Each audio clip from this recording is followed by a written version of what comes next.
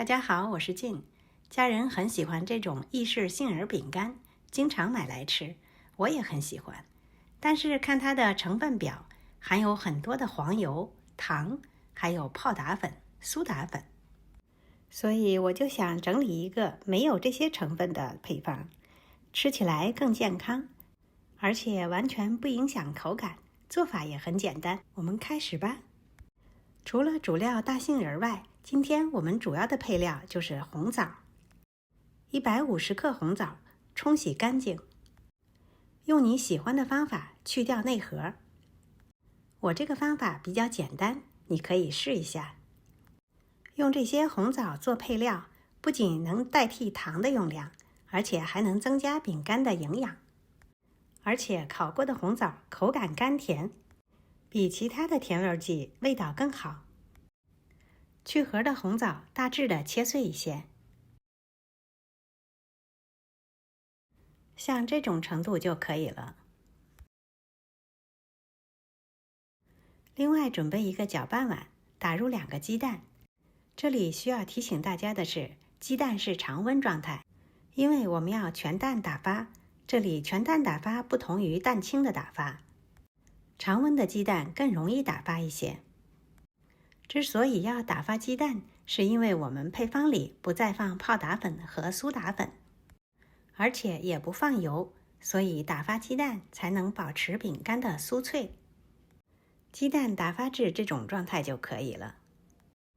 打好后筛入180克低筋面粉，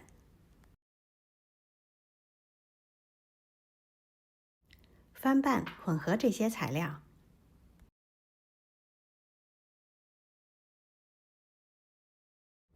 然后加入准备好的红枣和150克大杏仁，最后加入60克牛奶，混合所有的材料，最后形成一个比较偏硬的面团。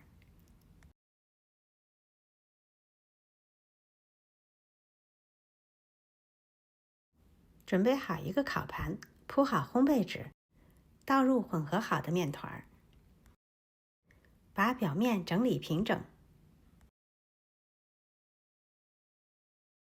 然后就可以烤了。烤箱要提前预热好，180度烤20分钟。20分钟后取出烤盘，先从中间切成2份。切这种饼干建议用这种有锯齿形的面包刀，切面比较整齐，也不会把饼干切碎。把饼干切成长条，厚度和长度按自己的喜好就好。切好后再次放入烤盘，把切割面向上摆好。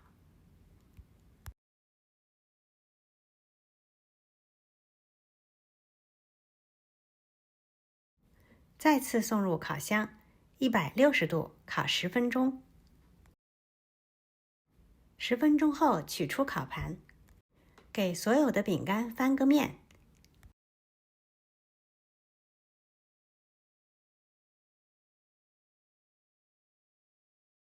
做好后，第3次送入烤箱，160度再烤10分钟。这就是这款饼干的特色，要经过2到3次的烘烤，这样才能让饼干变得干硬又酥脆。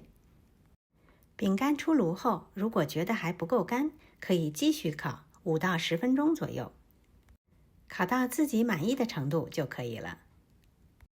加了红枣的大杏仁饼干非常的好吃，杏仁是香脆的，搭配着红枣的甘甜，搭配着咖啡和茶一起，吃多也没有压力。今天的视频就到这里了，感谢您的收看。如果喜欢我的视频，别忘了点赞、分享和订阅我的频道哦。我是静，我们下次再见。